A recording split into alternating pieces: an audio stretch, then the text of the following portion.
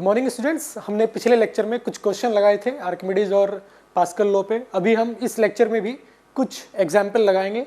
ये मैं बहुत सारे एग्जाम्पल आपसे इसलिए लगवा रहा हूँ जिससे कि यहाँ कितने डिफरेंट टाइप के क्वेश्चन आपसे पूछे जा सकते हैं वो सारे के सारे एक बार आपको समझ में आ जाए। समझिए ना, कितने कितने डिफरेंट टाइप से वो आपको परेशान करने की कोशिश कर सकता है, वो सभी एक बार आप समझ लें। तो इसलिए इस लेक्चर में भी हम कुछ क्वेश्चन ही सॉल्व करेंगे। तो नेक्स्ट एग्जाम्पल जो मैं लेने जा रहा हूँ वो एग्जाम्पल है examples on Archimedes and pascal law.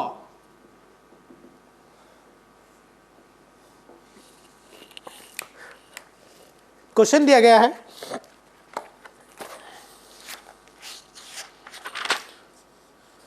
find the force exerted by the water on a 2 meter square plane surface of large stone placed at the bottom of a sea 500 meter deep. Okay. जो भी question में बोला जाता है हम उसको figure में दिखाने की कोशिश करेंगे।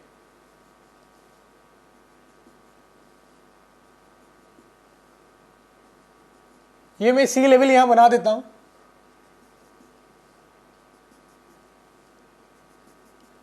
इसमें कोई स्टोन है,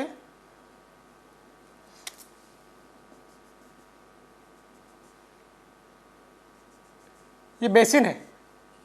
क्लियर? जो नीचे डेप्थ में है, सबसे नीचे वाला पोर्शन सी का, उसको बेसिन बोला जाता है। ये बेसिन है। अब इसमें उसने बोला है कि यहां एक स्टोन है, ये कोई स्टोन पड़ा हुआ है बेसिन में। इसका ये सरफेस हमें दिया गया है, कितना है? Flat surface. Its amount is 2 metre square. ये जो एरिया है ये है 2 मीटर स्क्वायर और इसकी जो डेप्थ दिया गया है वो है 500 मीटर। 500 मीटर ये मुझे डेप्थ दिया गया है। समझे बच्चों? यहां एटमॉस्फेयर भी होगा,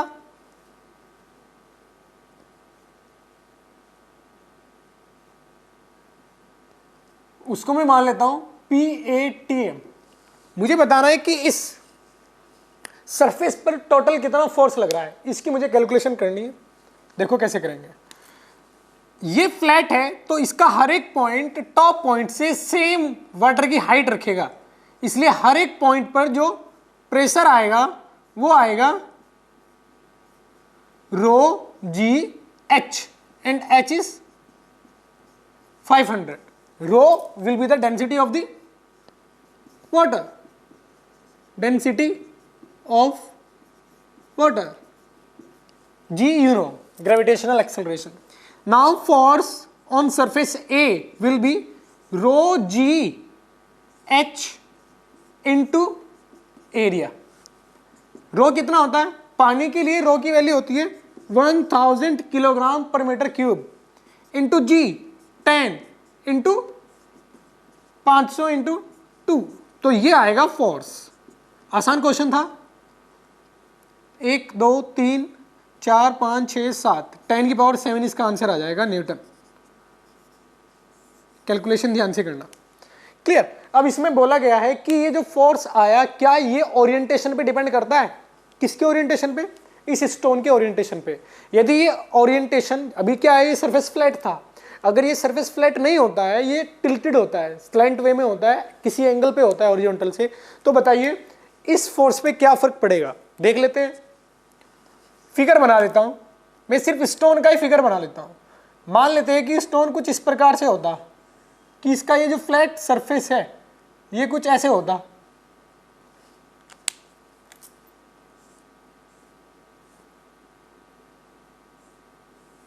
बेसिन पे कुछ इस प्रकार से ये आ रहा होता।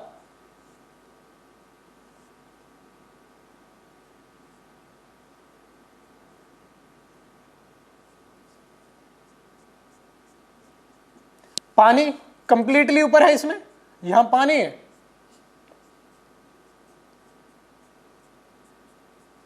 कितनी हाइट तक पानी है, same height,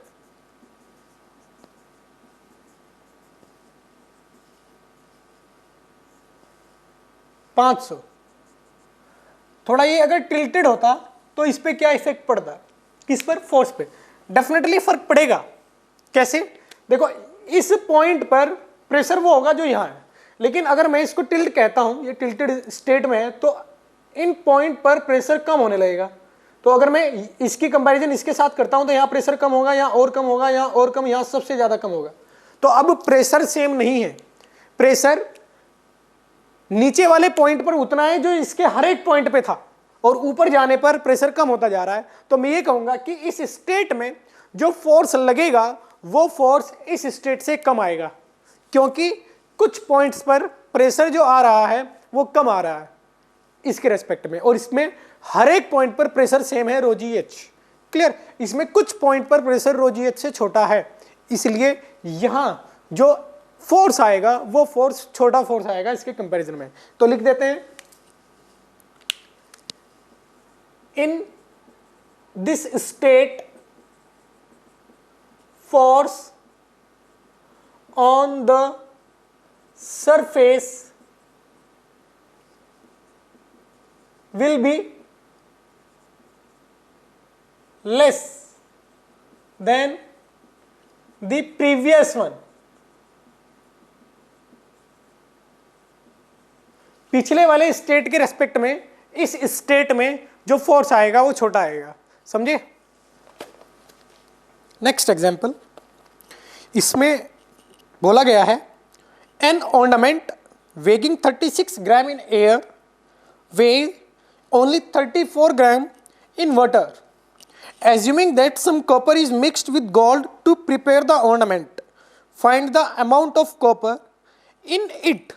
Specific gravity of gold is 19.3 and that of copper is 8.9।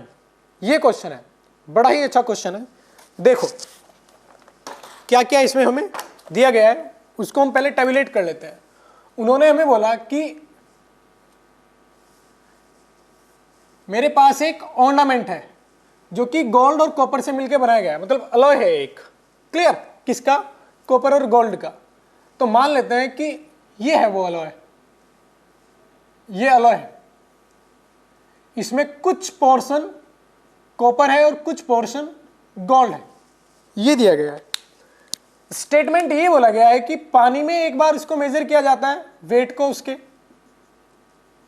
कि पानी में वो कितने ग्राम का है, और एक बार एयर में वो कितने ग्राम का है। तो ये पाया जाता है कि एयर में उसका जो टोटल मास है अलॉय का वो दिया गया है m टोटल 36 ग्राम। चेक कर लेते हैं एक बार, बिल्कुल 36 ग्राम। और यहां पानी के अंदर जो उसका वेट है m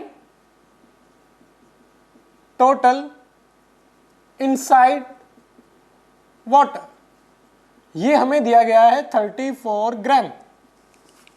क्लियर, और क्या दिया गया है, स्पेसिफिक ग्रेविटी ऑफ गोल्ड कितना है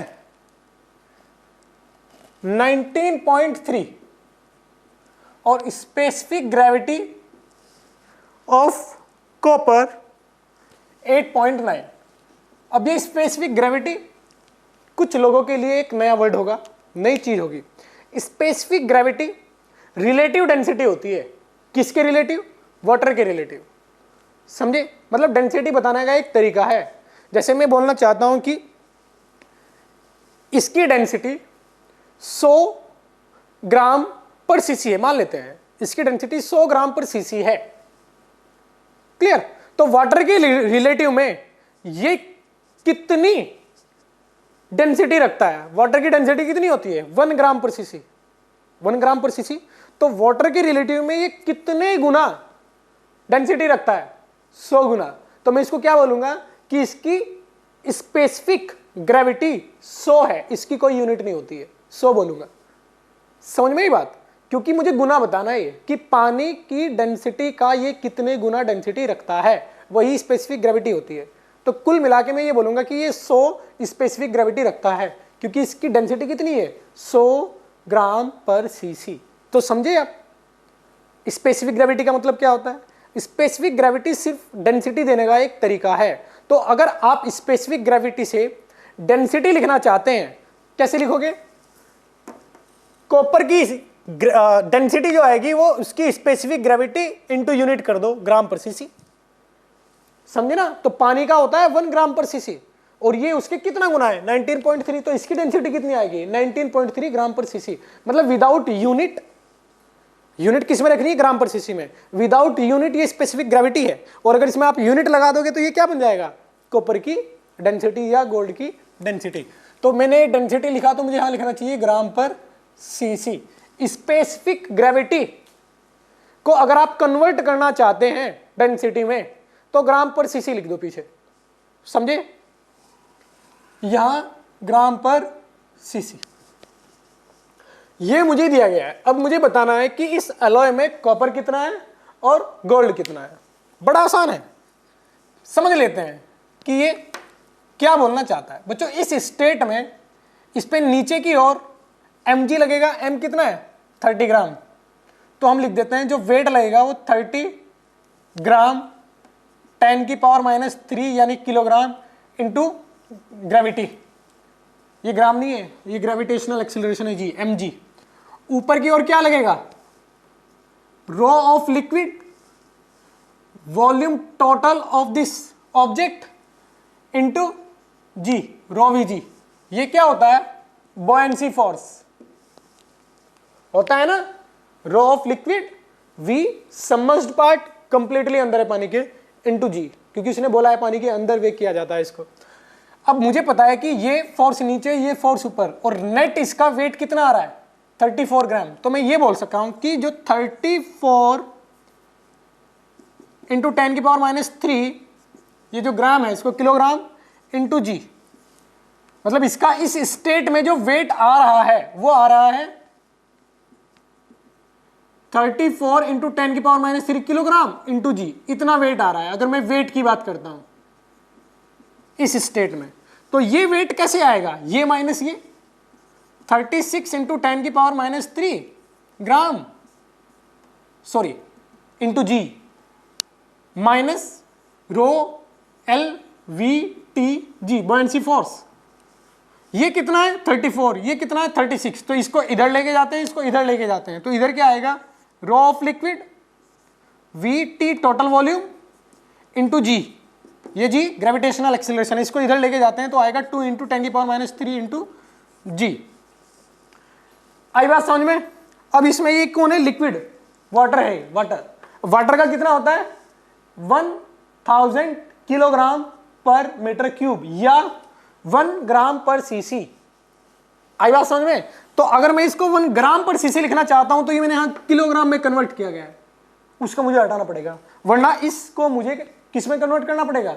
ग्राम पर सीसी में। इधर क्या है? एसआई यूनिट, गलत बोला मैंने, ग्राम पर सीसी में नहीं, ये मुझे एसआई यूनिट में कन्वर्ट करना पड़ेगा। एसआई यूनिट में ये क्या होता है? ये होता है 1000 किलोग्राम पर मीटर क्यूब, ये होता है metre cube, total volume into G. इधर क्या आएगा 2 इंटू 10⁻³ इंटू जी, जी से जी गया। अब देखो ये किलोग्राम में, ये भी किलोग्राम में। यहां से अगर मुझे वीटी निकालना है तो वीटी कितना आएगा? सब एसआई यूनिट में रखा है, या तो एसआई में रखो या सीजीएस में रखो। अगर सीजीएस में सोल्व करोगे तो काफी आसान तरीके से सोल्व होगा, समझे? इसको जो मैंने यहाँ 10⁻³ रखा है, इसको कन्वर्ट नहीं करोगे तो सीजीएस में ही आंसर आएगा। मैं एसआई में सोल्व कर रहा हूं। क्या आएगा वीटी? 2 इंटू 10⁻⁻6 मीटर क्यूब, ये वॉल्यूम आया। और इसको मैं क्या बोल सकता हूं? 2 सेंटीमीटर क्यूब। आई बात समझ में? क्लियर? अब इसके बाद मुझे पता है कि टोटल वॉल्यूम इसका इतना आ चुका है। टोटल वॉल्यूम किस प्रकार से लिख सकते हैं आप? ऐसे लिख सकता हूं मैं, ये जो डेंसिटी है डेंसिटी होता है मास बाय वॉल्यूम, डेंसिटी होता है मास बाय वॉल्यूम होता है ना। तो मैं अगर मास ऑफ एयू लिखना चाहता हूं तो density of AU volume of AU. इसी प्रकार से यदि मैं मास ऑफ कॉपर लिखना चाहता हूं तो density of copper volume of copper लिख सकता हूं। बोलो, बिल्कुल लिखा जा सकता है। इन दोनों इक्वेशन को यदि मैं जोड़ देता हूं, mass of AU plus mass of copper, क्या आएगा? मास ऑफ टोटल, यानी 36 ग्राम। अब मैं सीजीएस में ही सोल्व करता हूं, क्लियर, क्योंकि मैंने ये सीजीएस में ही लिख दिया है, तो सीजीएस में ही सोल्व करते हैं। दोनों को जोड़ूंगा तो M gold plus M copper कितना आएगा? 36। अब इधर क्या बचेगा? रो ऑफ एयू कितना है? 19.3 सीजीएस में रख रहा हूं। VAU प्लस ये 8.9 सीजीएस में रखा मैंने, वॉल्यूम V कॉपर। ये इक्वेशन फर्स्ट, देखो ये टोटल वॉल्यूम आया। टोटल वॉल्यूम का मैं क्या बोल सकता हूं? Volume of gold plus volume of copper बराबर क्या आना चाहिए? 2। इक्वेशन फर्स्ट, और इसको इक्वेशन सेकंड नाम दे देता हूं। अब इक्वेशन फर्स्ट और इक्वेशन सेकंड में दो अननोन है, volume of copper, volume of gold. दो इक्वेशन, दो अननोन, किसी एक वैल्यू को निकालो, इसमें पुट करो, आपको आ जाएगा कि कॉपर का वॉल्यूम कितना है, गोल्ड का वॉल्यूम कितना है। ये आने के बाद यहां वैल्यू पुट कर दोगे आप, ये क्या है? Mass of gold. यहां वैल्यू पुट कर दोगे आप, क्योंकि आपके पास आ जाएगा V कॉपर, ये जानते हैं आप, तो M कॉपर आपके पास आ जाएगा। इस तरीके से आप इस अलॉय में ये बता सकते हैं कि कितना कॉपर है और कितना मास है, समझे? तो ये एक एक्सपेरिमेंट हुआ। यदि आप किसी अलॉय में ये कैलकुलेट करना चाहते हैं कि उसके जो कंस्टिट्यूएंट्स हैं उनका मास कितना है, तो बड़े आसानी से आप कैलकुलेट कर सकते हो, समझे? इस प्रकार से, क्लियर? जैसे मैंने अभी यहाँ कैलकुलेट किया। देखो बच्चों, जो अभी हमने क्वेश्चन किया उसी में उसने थोड़ा सा ट्विस्ट किया है। उसने ये बोला है कि जो प्रीवियस प्रॉब्लम थी अलॉय कॉपर और गोल्ड का, अब गोल्ड स्मिथ ये कहता है कि उसने जब ये कॉपर का ऑर्नामेंट बनाया तो उसने गोल्ड का ऑर्नामेंट बनाया तो उसने कॉपर ऐड नहीं किया गोल्ड में, उसने कॉपर गोल्ड में ऐड नहीं किया हुआ है, कोई मिलावट नहीं की उसने। जस्ट इसमें कुछ कैविटी है, कुछ कैविटी रह जाती है, कुछ एयर एंट्रैप हो जाती है इसके अंदर, इस वजह से ये डेटा आ रहा है। कॉपर नहीं है इसमें, कैविटी है, ये गोल्ड स्मिथ बोलता है। तो बेटा हमें अब ये कैलकुलेट करना है कि ये कैविटी कितनी है इसमें, ये मुझे कैलकुलेट करना है। तो देखो किस प्रकार से इसको अप्रोच करूंगा मैं। मुझे पता है कि कितनी कमी हो जाती है, 2 ग्राम की कमी हो जाती है पानी के अंदर लाने में। पानी के अंदर लाने में वेट में जो कमी आएगी वो बुओयेंसी फोर्स की वजह से कमी आती है। तो मैं ये कहूंगा कि जो बुओयेंसी फोर्स है वो 2 ग्राम जो कि कमी है के करस्पॉन्डिंग है, 2 ग्राम फोर्स के करस्पॉन्डिंग है। 2 ग्राम से फोर्स कैसे करूंगा मैं? G से मल्टीप्लाई करके। तो मैं ये बोलूंगा कि जो बुओयेंसी फोर्स है V टोटल वॉल्यूम, इस ऑर्नामेंट का total volume, total volume change नहीं हुआ है, ऑर्नामेंट वही है जो प्रीवियस क्वेश्चन में था, समझे ना? तो वॉल्यूम थोड़ी ना चेंज हुआ है, बस अब उसको समझने का तरीका चेंज हुआ है। पहले मैं क्या समझ रहा था कि ये कॉपर प्लस गोल्ड है, अब ये क्या है कि ये सिर्फ गोल्ड है, इसके अंदर एयर है, तो वॉल्यूम तो वही है, बॉडी तो वही है, तो टोटल वॉल्यूम तो सेम रहेगा। रो ऑफ लिक्विड जो भी है ये, क्लियर, इनटू G, ये कितना आएगा? जो कमी है, कमी कितनी है? 2×10⁻³ इंटू G। ग्राम में था ये, किलोग्राम में कन्वर्ट किया मैंने। अब ये क्या है? डेंसिटी, ये 1000 SI में होती है, तो अगर SI में आंसर लिखेंगे आप तो आएगा 2×10⁻6 मीटर क्यूब, और यदि CC में लिखेंगे CGS में तो आएगा 2 CC centimetre, cubic centimetre, centimetre cube, या CC लिख सकते हैं आप इसको। अब ये जो टोटल वॉल्यूम मैं बोल रहा हूं, ये टोटल वॉल्यूम किसका है? ये टोटल वॉल्यूम है volume of gold plus volume of cavity बराबर 2 CC सेंटीमीटर क्यूब। अब जरा ये देखो कि गोल्ड का वॉल्यूम कितना है। वॉल्यूम किस प्रकार से निकाला जाता है? Mass by density. मास कितना है? क्योंकि अब इस ऑर्नामेंट का जो टोटल मास है वो गोल्ड का है, इसमें अब कॉपर नहीं है, एयर है, और एयर का कोई मास नहीं होता है, समझे ना? यहाँ तो नेग्लिजिबल होगा एयर का मास, तो ये पूरा का पूरा मास किसका है, गोल्ड का। तो मैं ये बोलूँगा कि 36 ग्राम बाय इसकी डेंसिटी किसमें, ग्राम पर सीसी में, वो आएगा 19.3 ग्राम पर सीसी। तो ये जो अमाउंट आएगा सीसी में आएगा, प्लस वी कैविटी 2 सीसी। तो यहां से मुझे पता चल जाएगा कि कैविटी का वॉल्यूम कितना है, ये आप कैलकुलेट कर सकते हो। समझे, सॉल्व। अब एक बहुत ही अच्छा क्वेश्चन है, देखो जो मैंने आपको बताया था एक बार कि बॉयंसी फोर्स को अच्छे से समझना जरूरी है, उस पर बड़े अच्छे अच्छे क्वेश्चन आते हैं। तो उसी से रिलेटेड एक क्वेश्चन है, एग्जाम्पल। इसमें बोला गया है मुझे कि एक बीकर में लिक्विड फिल किया गया है और इसके अंदर एक ऑब्जेक्ट जो क्यूब की शेप का है उसको रख दिया गया है इस प्रकार से। ये एक ऑब्जेक्ट है और साथ साथ में ये भी बोला है कि वो कंप्लीटली इस बेस को टच नहीं करता है, कुछ पॉइंट पे टच करता है। क्वेश्चन में ये बोला गया है, a metal piece of mass 160 gram lies in equilibrium, ये 160 ग्राम का है और ये इक्विलिब्रियम में है, inside a glass of water that the piece touches the bottom. एक 160 ग्राम का मेटल ग्लास के अंदर पानी भर के रखा जाता है जो कि बॉटम पे है, इक्विलिब्रियम में रहता है। The piece touches the bottom of the glass at a small number of points, कुछ पॉइंट पर ही ये बॉटम को टच करता है। If the density of the metal is 8000 kilogram per metre cube, ये जो मेटल है इसकी डेंसिटी दिया गया है 8000 किलोग्राम पर मीटर क्यूब, ये दिया गया है। Find the normal force exerted by the bottom of the glass on the metal. इनके बीच, ये जो बॉटम है और मेटल है, इनके बीच नॉर्मल बताइए कितना आएगा। बड़ा ही अच्छा क्वेश्चन है, कैसे सोचोगे? देखो इसका एफबीडी बना लेते हैं, मैं आपको बताऊंगा कि इसमें और कितने ट्विस्ट किए जा सकते हैं इस क्वेश्चन में। इसका एक वेट आएगा नीचे, मास mg, वो कितना लूं मैं, 160 इंटू 10 की पावर -3 kg किलोग्राम इंटू जी। एक आएगा नॉर्मल ऊपर की ओर जो कि ये सरफेस लगाएगा, और एक आएगा बॉयंसी फोर्स ऊपर की ओर, एफ बॉयंसी। ये इक्विलिब्रियम में है तो ये सभी फोर्सेस एक दूसरे को कैंसिल आउट करेंगे। हम बोलेंगे कि एफ बी प्लस एन,